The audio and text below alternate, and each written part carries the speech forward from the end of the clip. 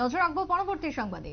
যেহেতু সামনে village council নির্বাচন, যদিও এখনো তার দিনক্ষণ ঘোষণা হয়নি, কিন্তু তার আগে একটু একটু করে দলকে শক্তিশালী করছে আইপিএফটি। পাহাড়ে নিজেদের সাংগঠনিক শক্তি বৃদ্ধির চেষ্টা। করবুকে ধরা পড়ল সেই ছবি। 43 করবুক বিধানসভা কেন্দ্রে আজকে আইপিএফটির তরফ থেকে একটি যোগদান সভার আয়োজন করা হয়। বৈরাগী দোকান কমিউনিটি হলে এই যোগদান সভার আয়োজন। দলের কি বক্তব্য শুনুন।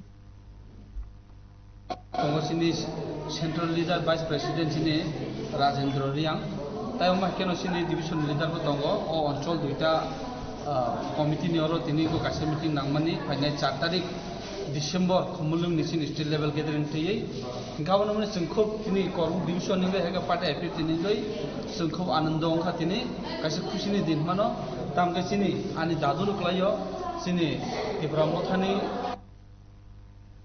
আপনারা শুনলেন আইপিএফটির পক্ষ থেকে বক্তব্য। 16 পরিবারে 50 ভোটার আজকে যোগদান করেছেন আইপিএফটির পতাকা তলে।